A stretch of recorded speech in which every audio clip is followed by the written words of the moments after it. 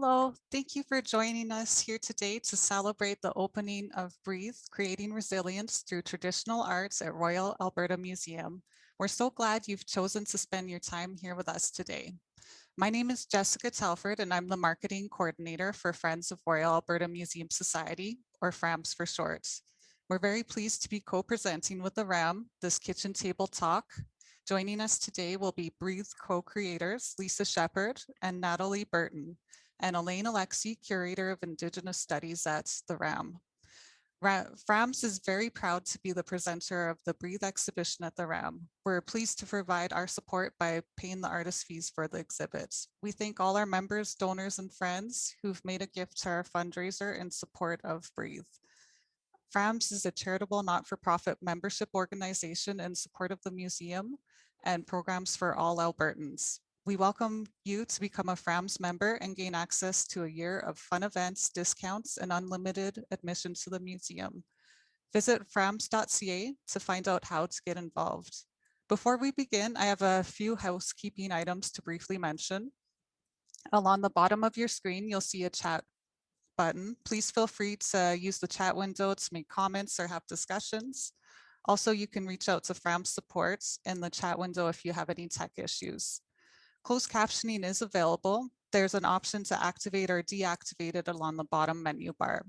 Just to let you know, we're recording today's events, and in the next few days, a link to view the recording will be available on the RAM and FRAMS websites. At the end of the talk, you will see a short 5-question survey in your web browser. We would appreciate it if you could take a few moments to provide us with your feedback. And that's it for housekeeping items. I'm going to pass things over now to Elaine Alexie, Curator of Indigenous Studies at the RAM. Thank you.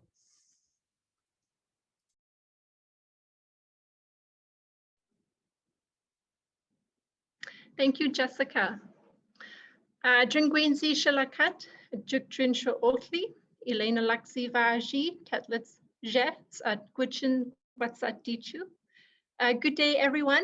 My name is Elaine Alexie, and I'm a member of the Tetlitz-Gwitchin First Nation from Fort McPherson, Northwest Territories. I am very happy to be here with you all today. I am the Curator of Indigenous Studies here at the Royal Alberta Museum and your host for today's event. Before we begin, I would like to acknowledge the traditional territories that we are all joining in from today. I am speaking to you from Amisquachi, Waskagan, Beaver Hills House, which is now called Edmonton, Alberta in Treaty 6, which is also the Nehiwak and Nakota Sioux lands and homeland of the Métis Nation. A second acknowledgement that I would like to make is the impact of the residential school, the Indian residential school. This history has been unfolding across the country in the discoveries of human remains and mass grave sites at former Indian residential schools since May. I would like to express my deep sympathies and love to the families and communities that are grieving. My staff and I are committed to truth-telling and Indigenous histories. We work to embody practices and principles of relationality where we center Indigenous community voices and their lived experiences throughout our work. This is the essence of storytelling, the ability to hear and to learn from the original peoples of these lands. Many Indigenous peoples, such as First Nations, Métis, and Inuit, have been deeply impacted by these residential schools. I would like to pay tribute to the residential school survivors and to the families grieving these horrific discoveries. I would like to ask everyone to observe a moment of silence to honor those that have left us too soon, those that are grieving, and the survivors of residential schools.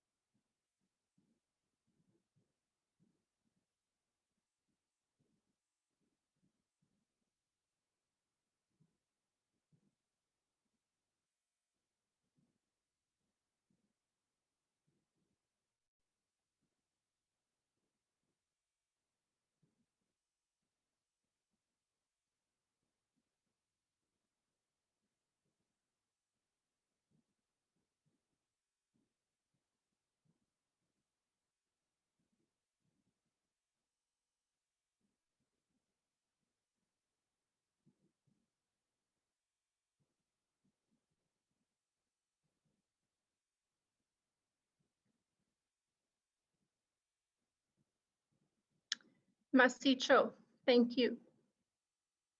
Welcome everyone to this virtual kitchen table talk.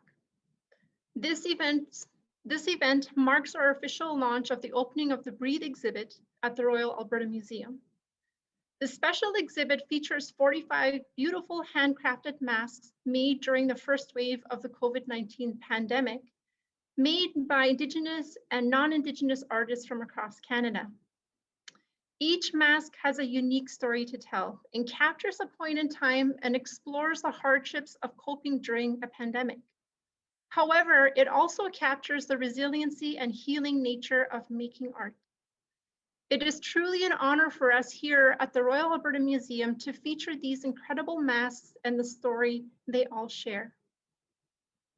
For this virtual kitchen table, our special guests today are the co-creators of the Breathe project, Métis artists Nathalie, Bertin, and Lisa Shepherd. Dringwinzi, Tanse, Nathalie, and Lisa, welcome to our virtual kitchen table. I am so very excited to have you both join us today, and so we can have a discussion to share the history of the Breathe project, but also to have a conversation on the role of art and healing during the pandemic. So to begin, I would like to invite you both to share space in introducing yourself. So who are you and where are you from? I'll start with Nathalie. Thank you. Thank you so much for having us. This is so many months in the making, so this is very exciting. And Lisa usually has like a really great introduction, and I'm usually like, oh, I'm just a multidisciplinary artist, so I thought I would step it up. So this is also the first time that I introduce myself in the Anishinaabe language, because I'm taking some classes as a part of reclaiming my identity. So please forgive me if I mispronounce things. So Anin Wena Bojo, Makwananqua, Minwa Nathalie Indigenous, Toronto Ndunjiba, Wawashkesh Ndurem. So hello, bonjour. My name is Nathalie Bertin. Je m'appelle Nathalie Bertin. I am a multidisciplinary artist, educator, and speaker. As a Métis cultural presenter and knowledge holder, member of the Wawashkesh clan, and someone who travels to many territories throughout Ontario, I would like to acknowledge the Mississaugas of the Credit First Nation Chippewas of Georgina Island, the people of Jimsing in Southern Georgian Bay, Chippewas of Rama First Nation, and Wata Mohawks. I am grateful for the opportunities I have on these territories to live, to create, to learn, and to thrive. I would also like to acknowledge my ancestors, the Nipissing and Weskarini Algonquin. Without them, without their knowledge of the lands they have stewarded over thousands of years, I would not be who I am today, if here at all. Miigwech, merci. Thank you, Nathalie. Lisa? Well, now that she gave that big spiel, I just want to go, no. No. Tantikiwa, Dashikashang, Lisa Shepherd, Spruce Grove, Ochinia, Makati Niwakin, Catesy and Kwantlen, unceded shared territory. So I'm originally from Spruce Grove, so not far from where you are, Elaine. And I now live on the unceded shared territory of Catesy and Kwantlen First Nation. So to the south of where I am, we have the mighty Fraser River, and to the north, we've got the beautiful Golden Ears Mountains that have provided sustenance for people since time immemorial. To the west, we've got the beautiful Pacific Ocean. And to the east, if we go far enough, we hit Alberta. So my homeland that I've missed terribly since the pandemic. So it's really good to be here. Thank you for having us. Absolutely. It's such a treat to have you both here and to share, your perspectives. And so I'm really excited to get started. So to begin, I want to ask you both, what tea are you drinking today? What do you have in your cup around our kitchen table? I have nettle tea that I've added rose petals to. So we're going to increase our iron and also help out during allergy season, because I've been sneezing a lot lately. Rose petals, which are just going to boost my mood, and some lavender. Some lavender that is nice and relaxing and also has, I'm reading the label now because I forget, antibacterial properties to it. So I've done a mix of that in my kettle. Beautiful. Okay. And since we're getting our second vaccine tomorrow, I'm boosting my lung capacity today by having cedar tea with maple syrup, because who doesn't like things with maple syrup? And so that's what I'm having today. And I think there's a couple of raspberry leaves, wild raspberry leaves in there too. Wow. But more importantly, Elaine, did you make those amazing teacup earrings? I didn't. And actually, I want to give a whose shout work were out. they? These so these beautiful, I just today I was thinking, what can I wear tomorrow that's going to be really fitting? And these I feel is very fitting for a kitchen table talk. I want to give a shout out to the amazing artist. She goes by the name of the Beads Needs on Oh, Instagram. fantastic. And the artist's name is Melanie or Mel Bolio, who is a Mi'kmaq artist. And she does amazing little teacups, and she makes them on all these different amazing designs and motifs. And I absolutely love her work. So I found Round today. of applause. Round of applause. Yeah, I love her work. I've been following her on Instagram for a little while, and it's just so adorable. I love seeing what people are doing today with beadwork. It's just amazing. Those are great. Those are absolutely lovely. Yeah, I think all the grandmas, all the jujus, all the kukums, I think they're really gonna love this if they see it. So I agree. So today I am drinking Oh yes, nice traditional mug.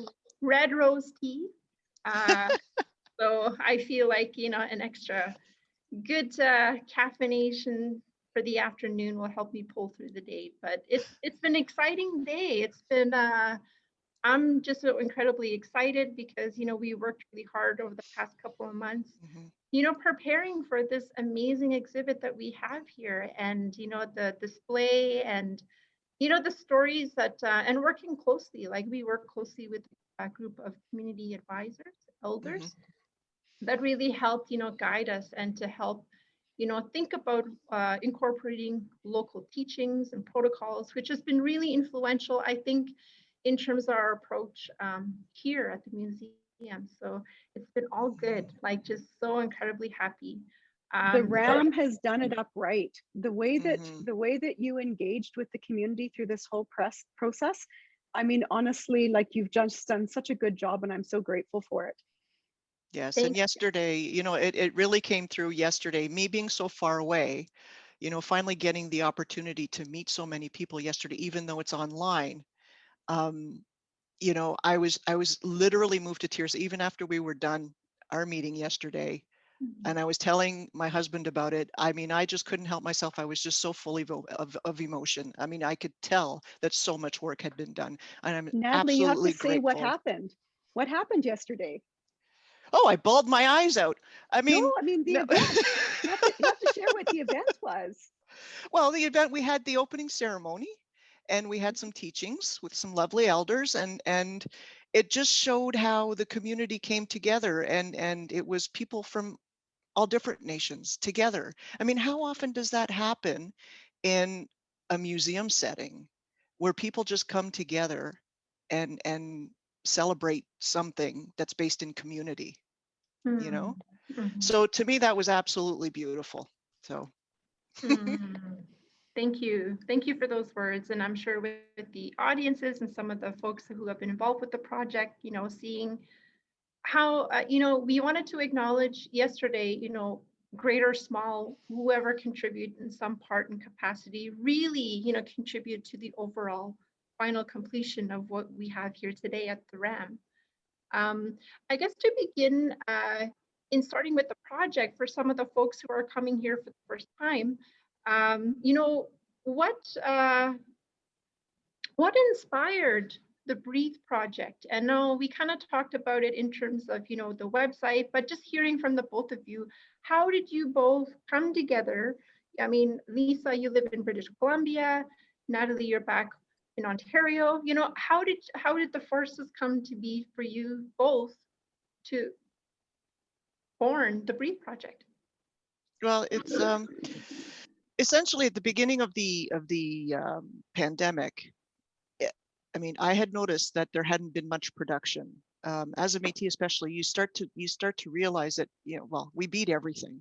You know, we're known as the flower beadwork people. I mean, it's in our blood. We probably bleed it. If you cut us open, beads would come out. So, but after the first couple of weeks, when I'm not seeing any production from any artist, not just Métis artists. I mean, when during these times of difficulty, especially such as a pandemic or wars or whatever, that's when artists usually go to work and create, because we're speaking to the times. But nothing was happening, and so it was that lack of art that basically had me questioning, where are the beaded masks? And so I posted on Facebook, and then Lisa immediately almost gave me a shout and said, hey, you know, I was thinking about this too. So take it away, Lisa. Yeah, yeah. I mean, how it came about, I mean, for me, seriously, survival. Like, you know, I had all of this work before me that I needed to get done, but there was just no creativity. I just was stuck, you know, and I think that everything happened so quickly with this pandemic. I'm sure everybody can relate to that. It just happened so fast. You know, one minute we were hearing about it in other parts of the world, and then all of a sudden, you know, for us in BC, we were on spring break, the kids were on spring break, and then we were told don't come back after spring break. And it was just like everything shifted, everything changed. And so for myself, I really needed to do something. So when I saw Nathalie question that the night before, my partner and I had been talking, and he said, have you thought about beading a mask? And I said, actually, I had been kind of thinking about it. Then, you know, I saw Nathalie's comment and connected with her. You know, I kind of feel like it's really natural to do that, to reach out at times like that. Like, you know, we're all kin, you know, we have those kinship ties. And, you know, right, regardless of where we're located, like, you know, I've been following Nathalie's work for a long time, and that's how we got to know each other. I just appreciated her as an artist. She had a fan with me, and, you know, we connected and a friendship grew. And so, yeah, it made sense to reach out to a like-minded person, you know, during the pandemic and make that connection. Mm. And from that, you know, you also, what unfolded from that is just this amazing community that just came together online, and many other like-minded folks, you know, gravitated to that. And, you know, can you speak about the formation of the Facebook group or this online community, and, you know, what happened after that? Well, it has to be said, though, that before we started talking about even posting on Facebook or, you know, making a group, when we were talking about, well, okay, if we're going to do this, I mean, we need to do it right. Like, I don't think that we had the vision of what was going to happen as it happened. Mm-hmm. But we wanted to make sure that if we were going to do this, that it was going to be a safe space. Both Lisa and I are educators in community and in schools. And so we understand that whole concept of creating a safe space for people to be able to share. Otherwise, it's just not going to work. So we based the project on our teachings of community, reciprocity, respect. And basically everything that we do, or everything that we planned for the group, was based on that. It had to meet that criteria. And so we posted the group. Lisa then created the first mask. And that was, I think, the beginning of really igniting people's passions. Mm-hmm.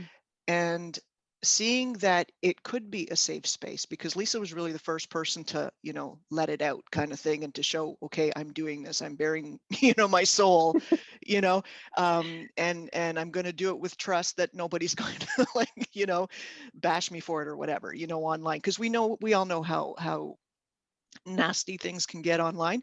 But, you know, it was amazing, you know, as masks started coming on to the page and people were sharing their stories, we started noticing that people were just being respectful. They were responding, but not judging.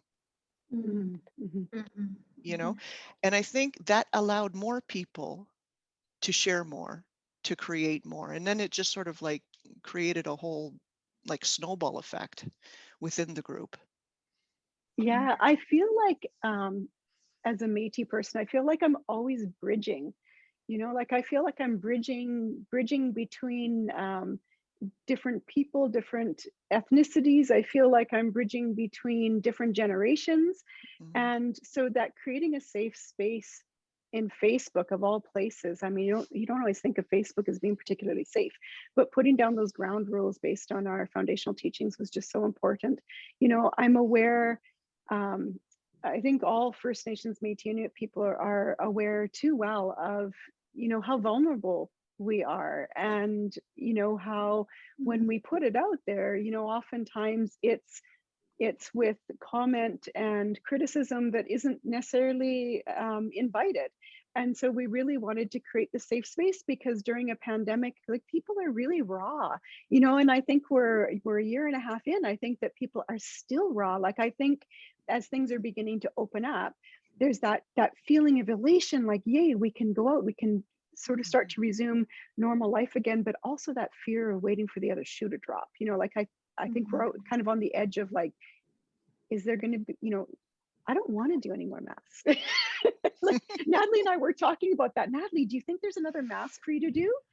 And she's like, yeah, I think there is. And I'm like, yeah, I kind of feel like there is, but I kind of don't want there to be. But Yeah, we'll see. What I found so striking about learning about these masks, especially as a curator, and having to read all of the amazing artist statements and their connection, of their masks, and the stories that is captured through their mask making is just so powerful, and it really, I just found that just really, for me, moving, learning about the Breathe project. So in that light, like, and kind of thinking about a certain type of definition of community, why was it important for Breathe? And you kind of touched upon this, Lisa, a little bit, centering community as a core facet of, storytelling, and how it enabled storytelling through the art making, so. Yeah, I mean, I feel like, it's part of our culture to come together in a circle, that everybody holds a space in the circle, and we all hold an equal space in the circle. Also being aware that, for us to feel complete wellness, we have to be taking care of our physical. And I think that we do that really well as North Americans. We take care of the physical, we go to the gym, we go for walks, we go jogging, we apply things to our face to hold on to eternal youth. Like, we're concerned about the physical. But we always have to, at the same time taking care of the physical, we have to take care of the mental. And the pandemic brought that into focus, taking care of the emotional, like all those big feelings that we have, right across the spectrum, but then also taking care of the spiritual, because where those big feelings are, having faith, having spirituality allows us to sit in a more centered, more grounded space with that. So understanding, like, that the circle is just so important, and therefore it had to be about community. It had to have everybody come and participate, and the focus needed to stay there on community.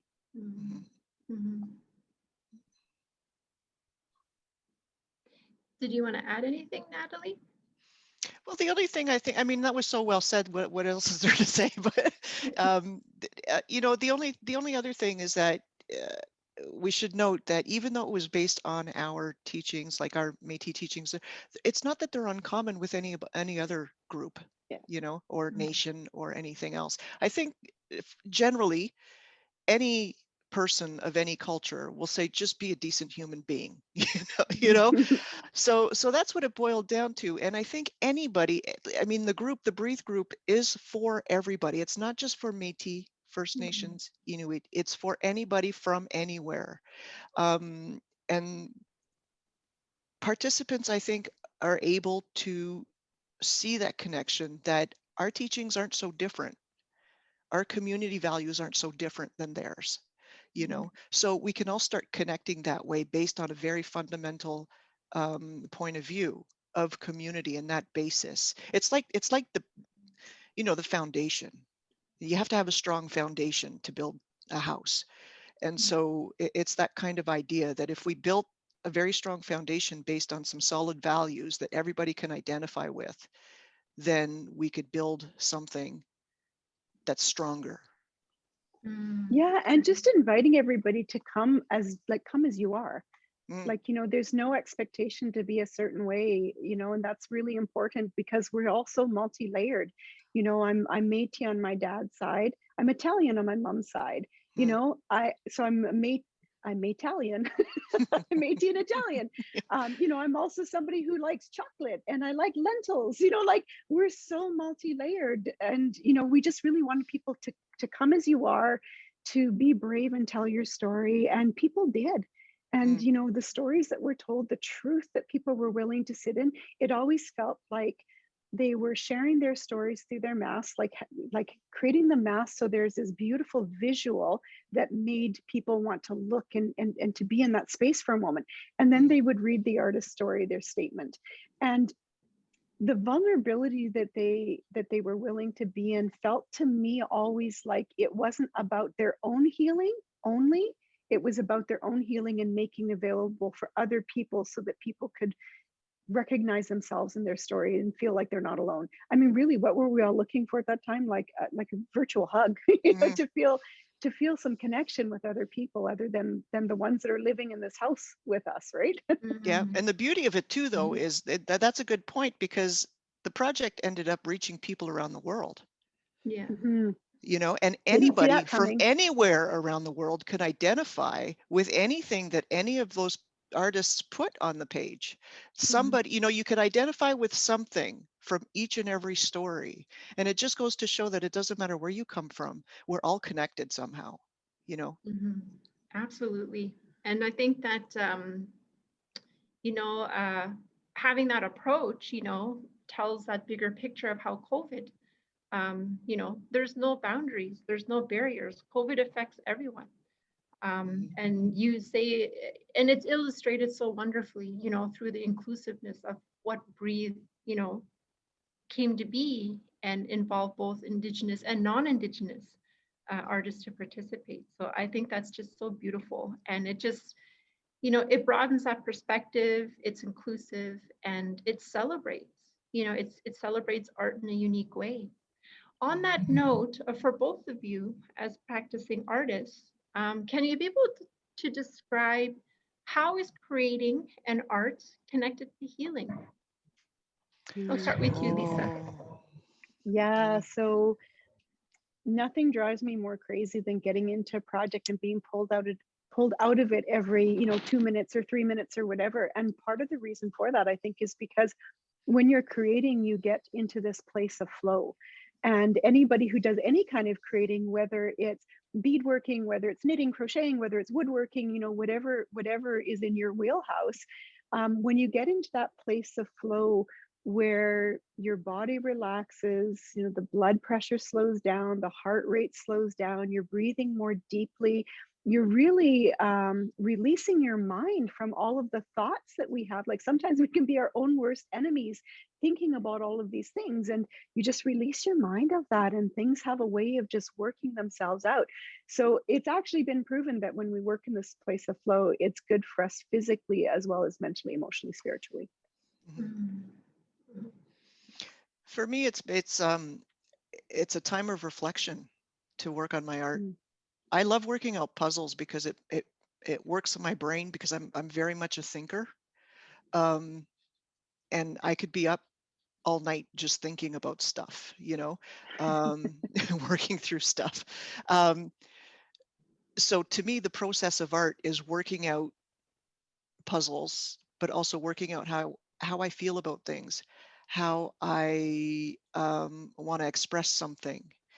Even the process of figuring out which is the exact right color to use in which tone, it's all part of it, you know what I mean? And I can get into explicit detail, but I won't bore people.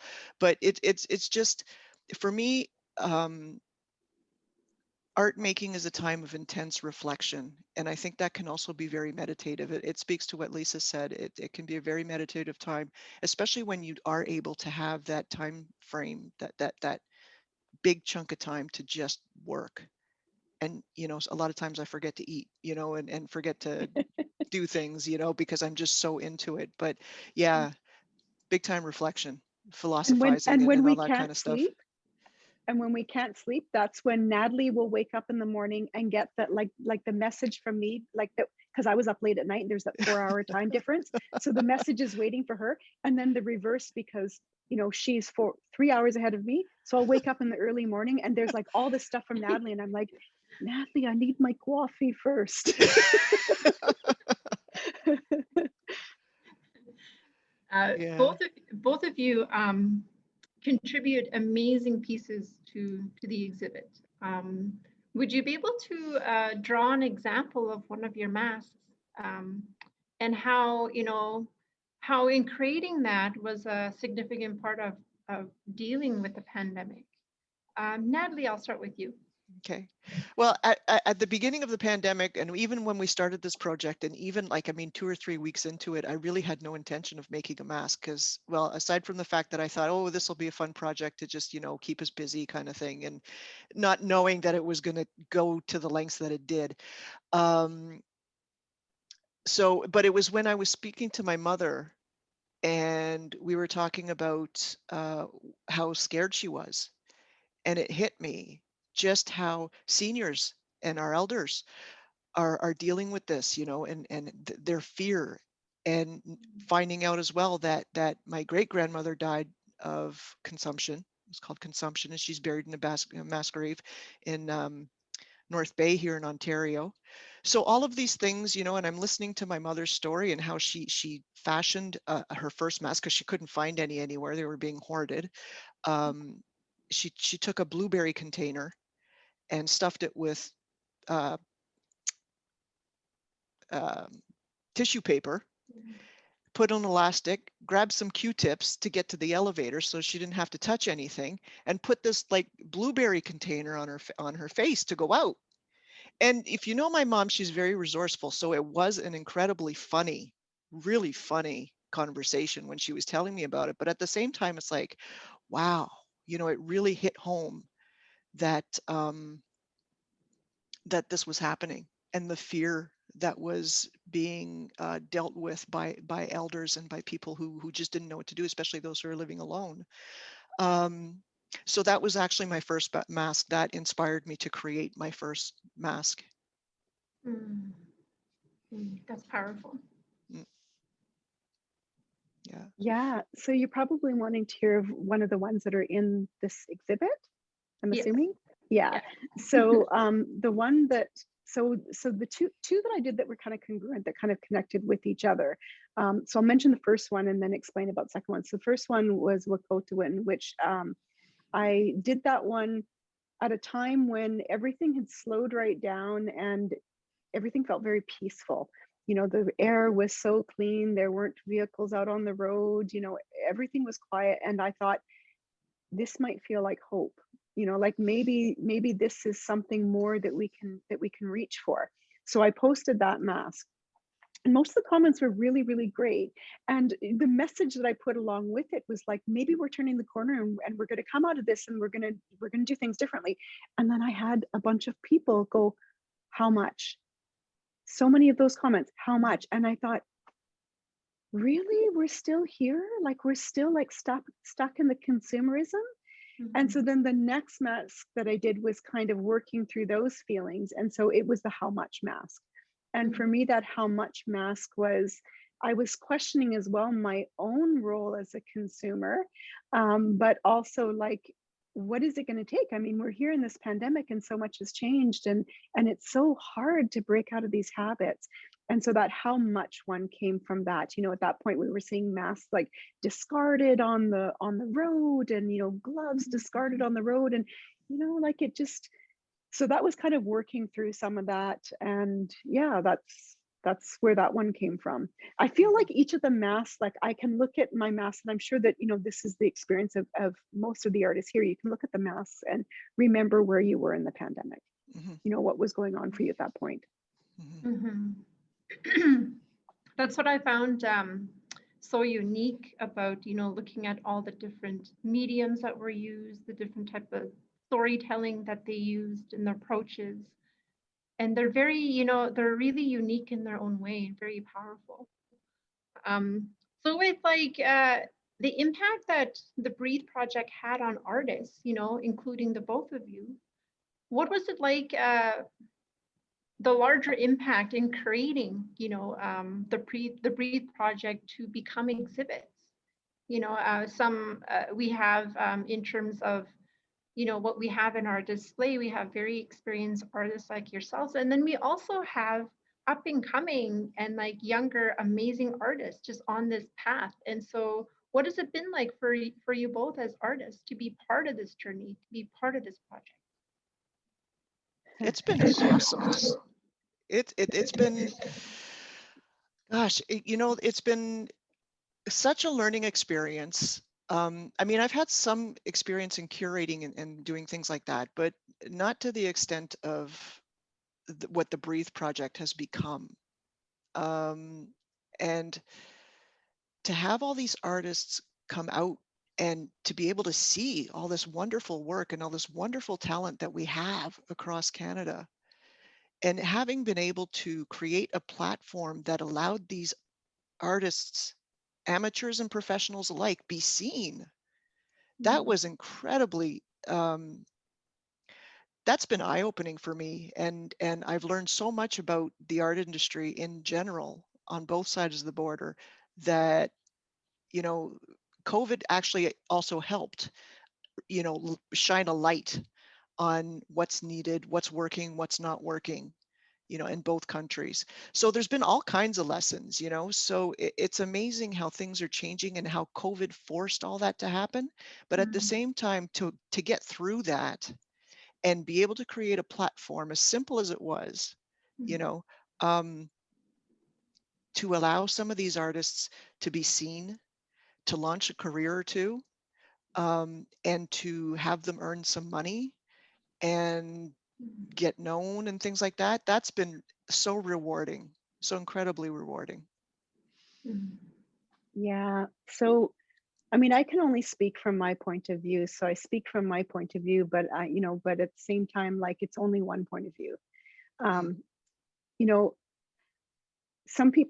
I know some people's careers were launched off of Breathe. That's really exciting. And, you know, happening during a time when we didn't know what was going to happen with our careers, and we didn't know what would happen with the economy, and there was no fund.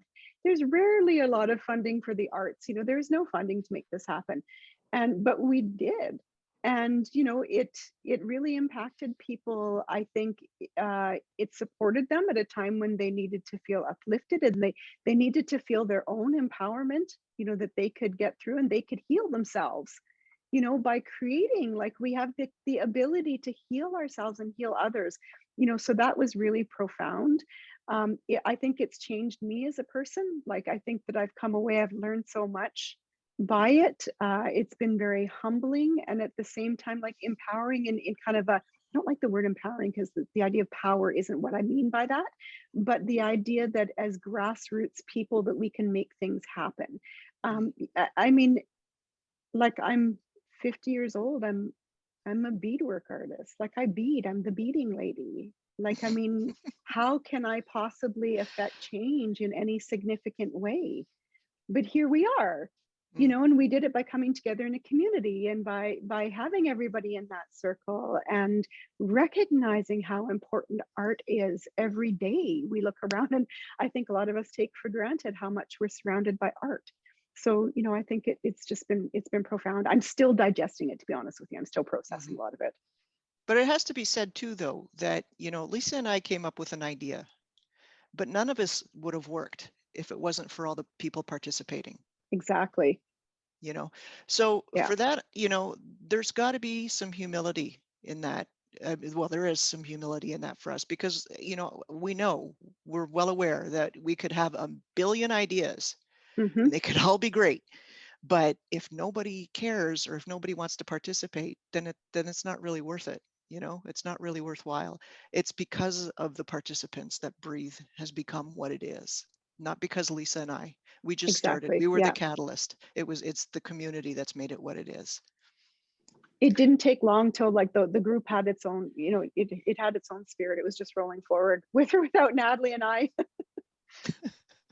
That's what I in reading about, you know, when I first learned about the project and finding that was just the most significant part in learning about the project was the essence of community, was the foundation of community leading this. And in that light, how can institutions better serve projects like Breathe? Like, you know, involving local community is a really important part of the process and one of the requests of the Breathe project. So why is that important? So now I am going to speak on as a Métis woman.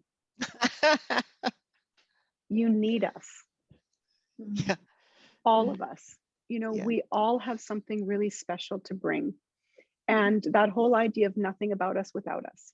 You know, for such a long time, First Nations, Métis, Inuit have been talked about, written about, you know, examined, you know, like nothing about us without us. We need to be part of these conversations. We're at a turning point right now, and you need us.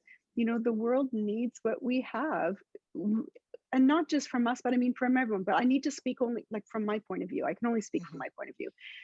And so I feel like what the RAM has done by creating Indigenous Advisory Committee right off the get-go, because it was founded on these Indigenous teachings. And so creating that advisory committee, and then even like I took a step back in that because recognizing that where this was taking place was on, Treaty 6 territory. And there were some places where it was important for that elder to lead the way in that. Well, we kind of like stepped back and followed that lead. And so being able to cooperate that way, but it's so important that to decolonize these spaces because we all need each other. We need to find that balance. It needs to be that circle. And the RAM did that really well. I'm so impressed.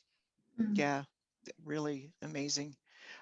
For me, it's the thought that if you go to any museum today, you have one room for Indigenous stuff, you have one room for Egyptian stuff, you have one room for dinosaurs, and they're always speaking about even people in the language of the past. Yeah. But we're still here, we still have academics trying to tell us who we are and who we are not. We know who we are. Wolves know their wolves, coyotes know their coyotes. You know what I mean? And so we know who we are, and we can share that with institutions, and we don't have to be in silos. That's how communities come together. We don't separate things in silos, we come together in that circle. So if we just think of that, and it can happen in a multitude of different ways. The RAM has done a fabulous job, and it's a great, amazing beginning. And I'm hoping that other institutions will be able to look at that and view it as a learning moment to think about, okay, well, how can we make some changes? It's sort of like, it goes back to that whole thing where there was one institution that wanted to buy the entire Breathe collection. And they wanted to just put it in the, we said, well, what are you going to do with it? Put it in a drawer somewhere? Where? And apparently it was going to go into the Indigenous collection. But as we all know, it's not an Indigenous project. Just because it was led by us, it's not an Indigenous project. And so, that forced them to take a step back. And it really, actually, that for me was an empowering moment too, knowing that I could say, hey, whoa, hang on a second here. I have a voice here. This is the project that we all created here, and it doesn't belong there, So we have that power to speak up and to use our voices. So that for me was a big learning moment as well. Yeah, and Elaine, if I can even comment, like I just think it's so important that the way that we keep knowledge, that the people themselves have to have agency in the way that we keep knowledge. And I'm always a really big voice for this. And sometimes I'm sure it's probably frustrating because I do put that onus on institutions when I'm working with them. And so, for example, like with what we're doing today, you know, the question was asked, can we record this? You know, Nathalie and I talked about, can we record it? Okay, yes. Where we'll end up, well, let's talk about that afterwards. You know, so even like how we keep knowledge, it's just really important for people to have agency in that. And that's part of the decolonizing the system, is making sure that that happens. And when that happens in a really good, respectful way, then it becomes more available. We take down barriers, right? So it becomes more available. Absolutely. One of the biggest driving forces for you know, the exhibit is really staying true to the artist's words, to the artist's expressions, and how they wanted to, you know, how they wanted to be seen in an exhibit. And that was something that was really important for us, is to make sure that was facilitated and to make sure like we're honoring their words. I'm really proud that, you know, we fulfilled that and that we maintain that, because that's part of changing it. And in many ways, I see the Breathe Project as a real strong example of, you know, what reconciliation can look like, of the inclusion of both Indigenous and non-Indigenous voices in a way that represents community. To me, that's what I see. To me, that's what I've kind of hope others can see as well. You know, they're a part of this process. And one of the biggest takeaways, I think, you know, in centering community, involving local elders here in Treaty 6 to help advise us. You know, the incorporation of ceremony too was a really big thing, because, you know, sharing ceremonial teachings for our audience members. You know, we have the offering of tobacco ties for people who enter the space, that you can take it with you and you could, you know, you walk with it throughout the space. And Or at the end, yeah, or right? not. Or not. Yeah, totally optional. It's totally optional. And this is, you know, for folks that want to engage and be a part of that experience. You know, this experience is for everyone. And so yeah, I mean, I feel like that was just like a really important part of telling that story of Breathe and what it represents. I'm going to take a step back here. And because speaking to artists, I love speaking to artists, and I love to kind of pick your brains about, you know, your practice, because I think for many people, they look at art, or they look at, you know, whatever you create, but they don't think about the process of making. So as artists, as Indigenous artists, you know, what is your favorite bead size and thread that you like to use in your work? Oh, wow. Okay. So my favorite bead size, and it always changes. Currently, my favorite bead size is 15. And if they're cut beads, all the better, because like more sparkle, right? And my favorite thread, I actually have my bead stuff right here, is Miyuki 100% nylon. It comes in a little spool like this. It's not always easy to find. And I wish it came in bigger spools. Like Miyuki, if you're listening, we need bigger spools of this. Because it's only what, 50, I think it's 50 meters, 50 meter spool. But it's the bee's knees. Like I'll tell you, it's just amazing to bead with. No tangles, no, I feel like I'm doing commercial now for Miyuki, but yeah. The check's in the mail, Lisa. Yeah, exactly, right? And the beads. Well, I'm a multidisciplinary artist, so I do all kinds of different things, and for me, it's essentially whatever fits. So I might have a favorite, you know, silver line bead at this point in time, because it sparkles and the color, the tone of the color is just right. But it's the same with my painting. It's whatever color, whatever medium, whatever glaze, paintbrush, canvas, whatever is right for that particular project or that particular moment, emotion, thought, you know. It's funny because there was one day I painted a strawberry for a project, and everybody was commenting like, how did you get that red? You know, well, it's because I used 6 different reds to get that, you know. So it's one of those things, right?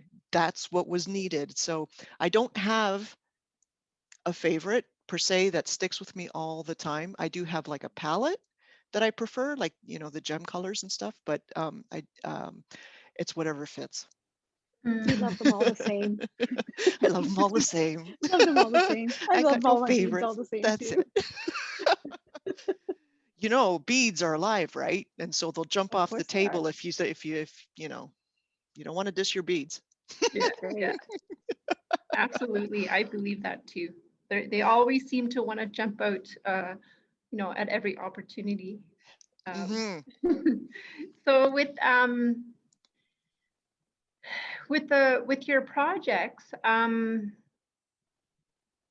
how long did it take you to when you were in that creating mode and, you know, during the pandemic, you know, was there a time frame, you know, where some masks took longer than others, or, you know, what was that creating process like for you during COVID with the Breathe project?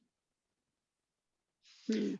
For me, it's just basically, it was just basically, well, it's just like any project. Sometimes there is something inside me that needs to get out, and Mhm. it's out, and it happens remarkably fast. And then other times it takes a while because I haven't worked out the puzzle yet first. So once I work out the puzzle, then it usually flows better, but it's just one of those things. During COVID, well, see, that's not it for me. It's a complicated question because Breathe was becoming so enormous at this time Mhm. that I was working on that more than, like, I was working on the administration, kind of managing the Breathe project more than I was beading. So I guess, sorry, that's not a really good answer. It's a truthful answer. Okay. Okay.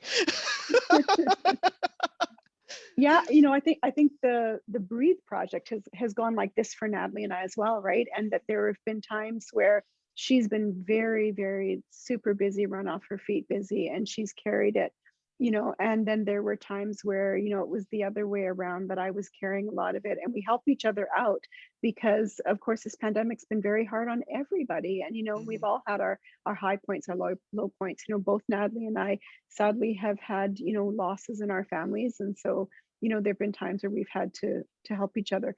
But the mask itself, that process, for me, when I've got something to say, like when something is inspiring me, that's when I wake up at 4 o'clock in the morning and I can't go back to sleep because it's got to come out. Like I've Mhm. got to take what's going on in the thoughts, and I've got to like bring it through my hands, and I've got to put it into the fabric and make something happen. And Elaine, I see you smiling because you completely relate to this. I can see that. And I think there's probably a lot of people watching right now that are smiling and nodding their heads. You know, there are times where like I'll put other stuff aside because this thing has to come out. Mhm. I have to birth life to it, or else I'm not going to be productive on anything. Like I Mhm. can say this one needs to be done first because I started it first, but if this one needs to get out, this one has to wait. It's like this baby's got to stand aside while I birth its its sibling, right? So yeah, like it's just the way that it works. And you know, I learned probably in my 40s that that was the way that I worked at my best, is when I was working with whatever was inspiring me and doing the creative thing at that time, even if it meant putting something else on the back burner, eventually get it, you know, completing. I don't like unfinished projects, Mhm. but you know, I will go back and finish it. But I have to follow that order of inspiration first. Mhm. Absolutely, that's so important. And I think that Mhm. adding to that, you know, what you just described of the process and what it represents, you know, that's why it's so important in terms of, you know, how it's presented, how it's showcased to the world. Mhm. I kind of want to direct this question kind of back to, you know, the topic of decolonization. In a way, you know, I mentioned the Breathe Project is a really great, you know, representation of reconciliation, but also at the same time, you know, it has facets of decolonization too that many people can learn. Many people, when I say many people, I mean like institutions as well, or even just projects, you know, people get inspired by what the skeleton of the Breathe Project is. So as for artists, what does it mean for institutions or even projects to decolonize? But what does that look like for you as artists? Hmm. And I'll direct this to Lisa. Yeah, I've been doing a lot of thinking about that lately, Elaine. I mean, for myself, like, I think what it's meant for me, in a large way, the art has always been about the art and not about the transaction, right? And I think that I've been thinking about that in a bigger way, and maybe also as I age, that it's becoming more important for me to look at it's sometimes hard to separate the business from just who I am, what I do, like the knowledge keeping side of things, and making sure that things are done in a circular way. Like when I'm being given an opportunity, I've got this amazing privilege that's being given to me to use the gifts that I've been given. And we all have gifts, we're all given gifts, but to be able to use these gifts that are given to really handle them in a responsible way, to be able to do something that does something that, at the end of my life, I'm going to look back at and go, okay, I'm okay with that. I think I did okay, right? And feel good about that. And so, sometimes like in my own business, and I don't like to talk about this kind of thing too much, but like, where can I take what I've done and take some of the benefits of that and redirect it into places that really need that boost up, and that's really personal between me and the organizations that I like to do that work with. But I think that kind of thing is really important. That's one way that I'm trying to decolonize my own business, and also that connection with other, for myself, women, Indigenous entrepreneurs and artists as well, like having that connection, that network. Mm-hmm. But getting rid of the transactional, it needs to be bigger than that, right? Mm-hmm. It has to be like relational, it's that Yeah, establishing of relationship. I need to know at the end of the day that like I've left something for my son and my future grandchildren, that I can feel really good about. The thing is, when we're creating art, you get to a point in your life, I think, whereas you're creating it, you're aware that this thing is going to outlive me. Mm-hmm. Like, has it said enough? Has it done enough? Mm-hmm. Am I okay with my future grandchildren looking at this, and are they going to see the bigger picture? Mm-hmm. Like it's so humbling, it's scary. And it should be right? Mm-hmm. Mm-hmm. Absolutely. For me, it's all about integrity, and it always has been. And as I get older, I realize that it has been, but it's even more important now. And it goes hand in hand with everything Lisa said about, the transaction and, making for the money, making for a particular show, et cetera, et cetera, et cetera. It's if you really want to make art, it has to come from the heart. Use your voice from the heart. Ensure that whatever you're doing has the integrity that you expect to have, and maintain that integrity. I don't know that I could say it any other way. For me, it's about having the integrity of doing things in a good way and walking your good road, and making sure that you don't veer off it. But, if we're all human. If we do make mistakes, it's correcting them and changing that behavior and stuff like that, I mean, of course, we all have to make a living, and we all have to do, the commercial stuff, and fall. And unfortunately, we do live in a society that's still very much driven by commerce and colonial systems, and we have to navigate them, because that's not going to change soon, anytime soon. But while navigating those systems, trying to do it in a way that maintains your values and your humility and integrity, essentially. Thank you both for sharing that. I think it's just really important, aspects and approaches that others can think about in terms of their work, or, thinking more broadly, you know, this is really important work. It's healing work, you know, it's spiritual work, it's emotional, it's all tied together. And that's what I really appreciate hearing from artists like yourselves about, you know, the genuineness of it. You know, it's not just cutthroat, you know, there's many layers to it that many don't think about. You know, can I make a comment? Yesterday when we were doing the ceremony, the two of the elders made comment that when they saw the mask, that they were like, oh, like there's a few, like they were struck by, I think that they thought it would be like bigger, that it would take up more space. And I've been thinking about that because I think that that's a really interesting thing to stop and think about. Like these masks are not very big, right? They're masks, they're not very big. So when you see them in the room, in their circle, the automatic reaction is like, oh, like, you know, there's not taking up. But that to me is the beauty in that, because when you're standing there looking at it, to know that you're looking at 45 masks that are in a group, and to understand that those are, you know, well, not quite 45, some need more than one mask, but like 40 different artists standing there with their stories, standing in a circle in support of them, of each other, of their communities, and then seeing that size within this room, to me is really reflective of kind of like what it's about, right? Like the smallness, but the importance of that kind of work as well. But it's also the stories that make them important. Yes. It's not about the masks themselves necessarily. Those are just a representation of the stories.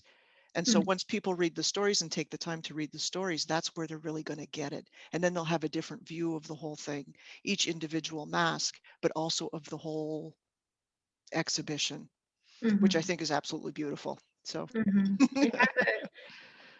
as Lisa mentioned, you know, they're small. You know, some of them are small. We have that beautiful children's mask, but when it sits together, it has such a huge presence. They bring with them these unique stories, but there's just something about the energy and like how it's captured in the room is just mind blowing. And I want to share with our audience members before we close. But my final question that I want to ask the both of you, you know, what do you want people to take away from the Breathe project? Before I answer that question, I do have to say one thing. When I accepted all the masks at my studio to get them photographed and package them up to send them off on tour, I can attest to the energy that was in this room. And it was incredible having all of those masks. And they took up actually quite a bit of space in my place, but you know, because my studio is not that big. But you know, seeing them together and the energy that emanated off them was incredible. And I felt like, okay, every night I had to put them to bed, you know, and every morning I had to wish them good morning, and I'd start talking to them, you know what I mean? So I totally understand your comment there about the energy. They do have an energy that's just incredible, like nothing I've ever experienced before. What do I hope the audience takes away? From the bottom of my heart, I hope they take away that we're all in this together. I hope that somehow they look at the stories and they are able to maybe let go of themselves and to see the commonality that we all have and the connections that we all have and how we're all important to one another and how we can learn from one another, you know? So, you know, and if they enjoy the masks for simply the aesthetic, that's okay too, you know? But we've come through this together and we're going to move forward together. And so hopefully this exhibition will show them that we're not all that different, and we shouldn't put up these barriers and these fights and these competitions. Thank you, Nathalie. Thank you. Nicely said, Nathalie. Thank you. Yeah, so I think that again, it's that like that paradox for me. Like I feel like I want people to, what they take away from it is being able to see the importance of community, being able to see the importance of the entire circle and how every single person in that circle has a purpose for being there, and there's a reason. But at the same time, I really want them to take away the importance of their story, their authentic story, whatever it is, you know, the importance that that story has, the importance that they have, that they're a part of that circle. And without being a part of that circle, the circle's not complete, the circle's not as strong. And I think that when we think about that and think about what's our role in the bigger picture, then it's okay if it's just a small part that we're contributing, as long as it's a small, authentic part that's doing something good that we can feel good about, that's between you and your creator, right? That's what I hope that people take away, is just a certain smallness, understanding how small we are in the big picture, but then also understanding how important that small part of the big picture is, whatever our stories are. Absolutely. I want to say thank you to the both of you for sharing your amazing words and the stories and the teachings and just your perspectives on this amazing project. I mentioned before, we're just so incredibly excited that we're able to showcase Breathe here at the Royal Alberta Museum, first time in Edmonton. And so just in kind of wrapping up, you know, as the curator of this exhibit, you know, it has been so incredibly amazing to undertake this project, reading the stories, reading the artist statements, and just how powerful they are, and having the opportunity to present that. It's just a huge honor for us. I'm excited for the public to come in and to see and to view the exhibit. Finally, I mean, I kind of feel today, I mean, not just for myself, but I think for everybody here at RAM who participated in the project, you know, it's just, we're at the end and we're just so excited. And I mentioned earlier to people, you know, we have a treat for you. We have for our viewers and audience members, we would like to share with you a glimpse of the Breathe exhibit here that you can experience. And so I'd like to just hand it over to Jessica, if she could be able to share this sneak peek with everyone now.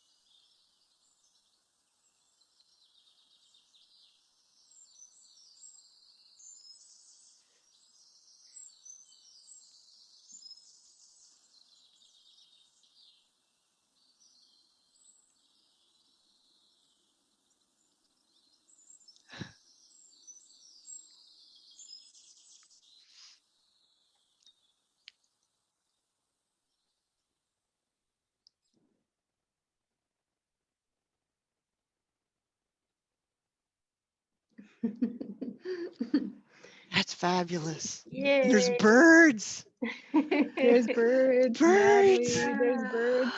You know, love just birds. every bit of that came together with the team really listening to the community. Like I remember those conversations about, you know, the room needed to have a roundness. There couldn't be corners. There had to be a roundness. You know, these were all coming from the First Nations, the Métis, and the Inuit elders that were there, and saying, you know, we need to show that we're all related, the animals, the birds, the plants. So they needed that soundscape, and it's all there. I'm so excited about it. Oh, that's fabulous. I just hope people come and they sit in it and take a moment to like think about what we've just been through for the last year and a half.